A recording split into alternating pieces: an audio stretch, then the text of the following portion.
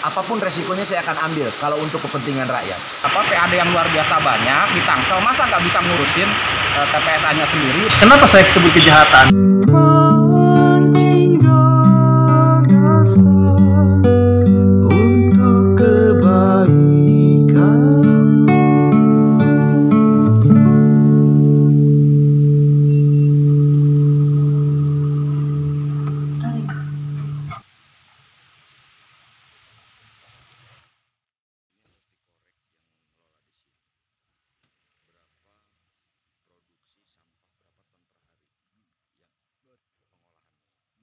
Yang diolahnya.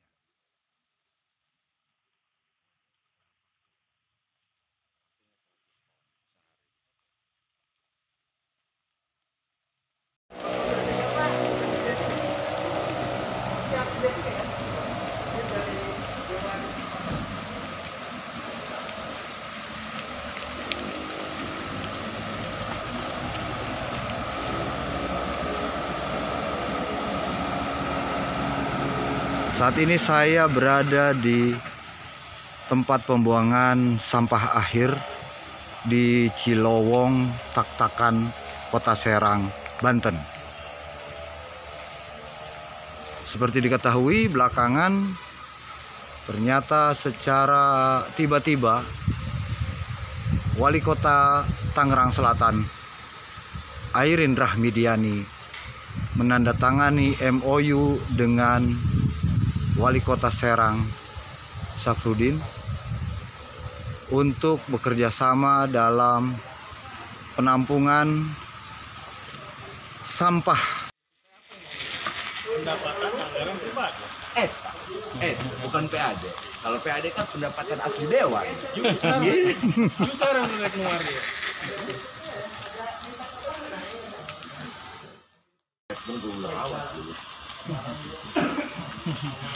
Kalau udah PAW urusannya mau uang bikin coba adek baik. Nah ini sahabat semua, runtah.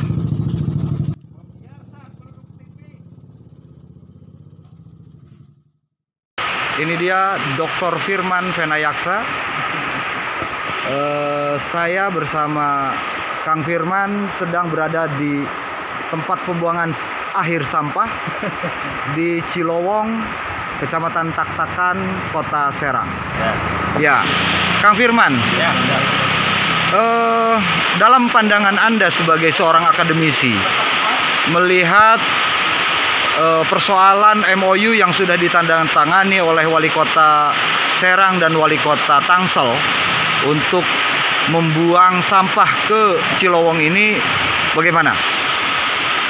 Saya kira seperti yang juga saya tuliskan di dalam artikel saya, bahwa Kota Serang ini wajahnya Provinsi Banten. Tidak semestinya yang namanya wajah diposisikan sebagai mohon maaf tempat membuang sampah gitu ya. Kalau di dalam konteks reproduksi ya kita tahu lah di mana posisinya gitu ya. Jadi posisikanlah Kota Serang sebagai wajah gitu.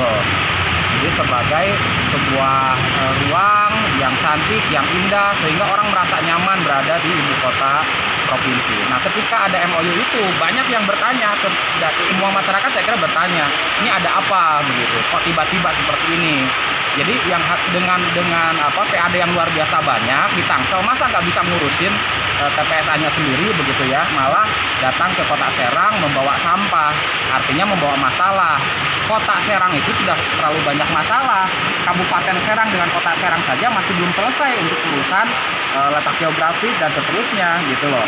Ini sudah ditambah lagi dengan urusan di luar Kota Serang, ya Tangsel bawa sampah ke sini. Ya saya kira kita memang belum siap, harus jujur kita akui itu. Anda bisa lihat tempat ini sangat bau, sangat tidak nyaman begitu ya. Tidak ada proses pengelolaan, jadi ini hanya tempat buang aja gitu loh. Nah, kalau misalnya itu terus terjadi 400-an ton misalnya dalam sekitar 400 ton per hari. 400 ton per hari tidak diurus dengan signifikan, ini akan luber, akan berbahaya untuk penduduk yang ada di sekitar. Belum lagi dari Tangsel ke sini bagaimana? Apakah lewat jalan tol atau lewat tempat di masyarakat, itu juga harus dipikirkan matang-matang. Jadi saran saya ya untuk sementara ini memang harus ditolak begitu ya, sebelum ada kesiapan dari Pemkot Serang. Ini belum terurus, sama sekali belum terurus. Ini persoalan komunikasi publik aja yang tidak dibangun. Sementara kita tidak tahu. Kami yang berhimpun di Aktali, Asosiasi Kontraktor Tata Lingkungan, tidak pernah ada sosialisasi atau memang dengar pendapat. Harus kita pikirkan dampak kerusakan lingkungannya.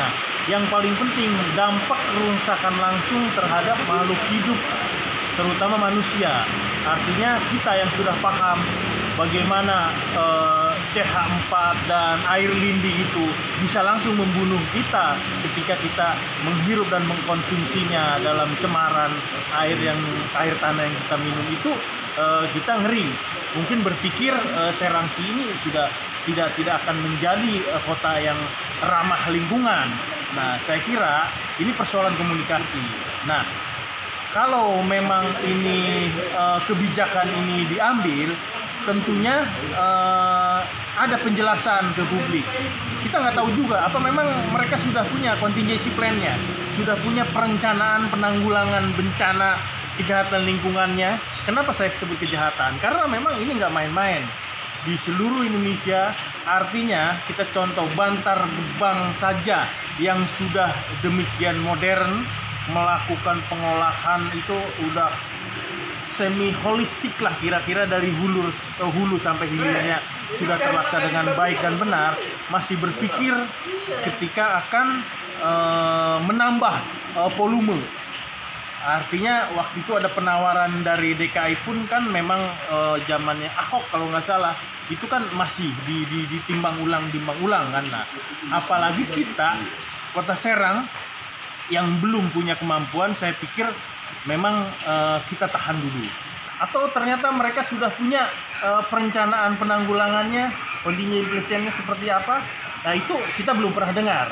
Kalau kami tidak didengar, ya hak kami juga untuk menyetop dengan cara-cara masyarakat. Nah, ini mungkin pilihan terakhir saja gitu. Oke, nah sekarang bahayanya untuk kehidupan manusia tadi, akan ini sampah yang seperti ini, musim hujan, musim kemarau juga menghasilkan sesuatu yang tidak baik terhadap kehidupan, bahkan ke lingkungan yang lainnya.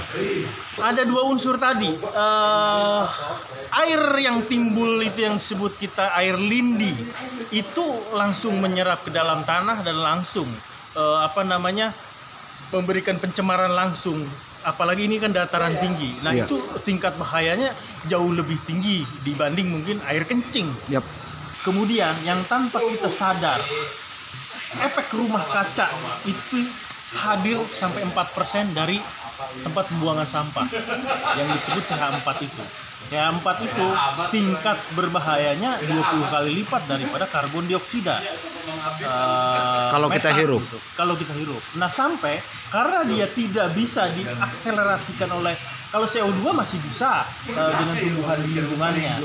Kalau CH4 langsung naik ke langit, merusak ozon, membolongi ozon kita, itu terjadi climate change, perubahan iklim. Makanya jangan heran kalau terjadi cuaca ekstrim, dan 4% itu hadir dari tempat sampah. Ini yang kita tidak tersosialisasikan dengan baik. Bagaimana bahayanya mengelola sampah dengan ngasal gitu. Artinya harus holistik.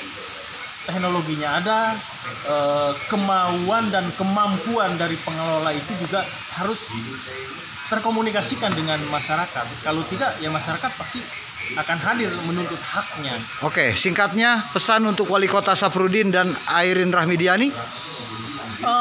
Meninjau ulang kesepakatan ini. Kalau toh memang sudah dibangun sebuah perencanaan matang, tolong komunikasikan dengan publik. Saya dengar kan dari Pak Dewan tadi juga memang DPR pun tidak ngomong dengan ini. Bahkan dari 52 ya anggota DPR hanya satu. 45 itu hanya satu, Pak Pujianto itu yang memang yang agak vokal, mempertanyakan bukan apa-apa, mempertanyakan hak publik. Nah, saya kira kalau memang sudah dilakukan perencanaan-perencanaannya, silahkan lanjut. Kalau memang itu diterima dengan logika normalnya. Kalau tidak, wayahna bae, bisa dilaksanakan. Jangan sampai menunggu masyarakat mengambil caranya sendiri untuk menyetok. Akan lebih berbahaya, PR besar lagi. Kalau seumpama, bayangkan aja kalau 400 ton sehari itu berapa truk seharinya. Kebayang nggak ceceran lindinya itu yang sebelum ke tanah itu ada di aspal-aspal kita, belum ceceran sampahnya. Ada 2, 3 atau 1 mobil aja yang mogok, bagaimana aromanya di sekitar. Nah, saya kira itu. Tinggal ini persoalan komunikasi. Kalau sudah dilaksanakan, kita tunggu penjelasannya. Kalau memang belum, ya tinjau ulang dan stop lah. Sahabat semua, saat ini saya sedang bersama seorang anggota DPRD Kota Serang. Beliau adalah Haji Pujianto, Ketua Komisi 2 DPRD Kota Serang. Saya ingin mendapatkan tanggapan dari Anda sebagai seorang wakil rakyat terkait dengan MOU yang ditandatangani oleh Wali Kota Serang Safrudin dan Wali Kota Tangerang Selatan Airin Rahmidiani terkait dengan rencana yang tiba-tiba muncul untuk menampung sampah yang ada di Cilowang ini. Cilowong, maaf, di Cilowong, Kecamatan Taktakan, Kota Serang. Bagaimana pandangan Anda? Oke, baik. Pertama, saya sampaikan bahwa menyoal MOU yang dilakukan oleh pemerintah Kota Serang maupun pemerintah Kota Tangerang Selatan, ini saya kira perlu harus digarisbawahi oleh kita bersama. Kita harus sepakat bahwa ini terlalu buru-buru, terlalu buru-buru. Tapi substansinya begini, saya berstatement ini bukan menolak ataupun bagaimana, tapi terlebih dahulu begini. Kita mengambil sebuah kebijakan ini harus terlebih dahulu mengkaji dampak negatifnya, positifnya untuk lingkungan, untuk masyarakat dan sebagainya dan lainnya. Karena jelas bahwa amanah undang-undang dasar negara Republik Indonesia tahun 1945 di pasal 28H ayat 1 itu secara eksplisit disebutkan bahwa masyarakat atau rakyat Indonesia itu harus memiliki kehidupan yang sejahtera lahir dan batin, memiliki tempat tinggal yang layak, aman dan nyaman, dan mendapatkan pelayanan kesehatan yang baik. Artinya apa? Ini bertolak belakang dengan amanah konstitusi, jelasnya.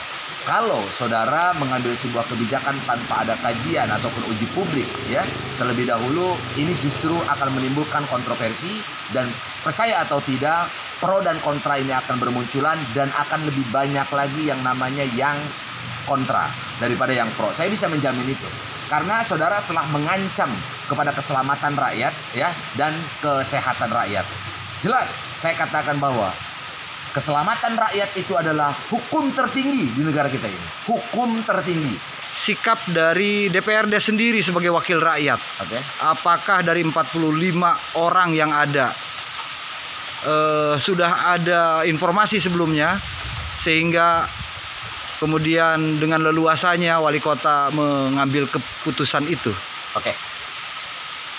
Penanganan sampah ini dilakukan oleh yang namanya OPD terkait, yaitu namanya LH, Lingkungan Hidup, yang bermitra kerja dengan Komisi 4 bidang pembangunan. Artinya, saya tidak pernah yang namanya mau berpikir negatif, tetap berpikir positif saja. Mungkin sudah dilakukan kajian terlebih dahulu secara internal antara LH dengan Komisi 4 yang membidangi persoalan ini. Nah, adapun hasil kajian mereka, nah itu yang mungkin tidak diekspos ataupun tidak melibatkan lintas AKD yang membidangi menyoal kesehatan. Nah, ini yang justru saya pertanyakan.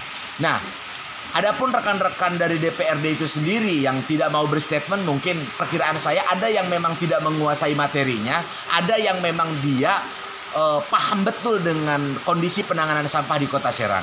Kalau saya ini kan belum paham sejauh mana produksinya berapa yang dikelola sampah dari Kota Serang, dari Kabupaten Serang dan Kota Cilegon, berapa yang dihasilkan, apa yang dihasilkan, saya nggak tahu data itu karena memang tidak pernah saya dilibatkan dalam persoalan ini.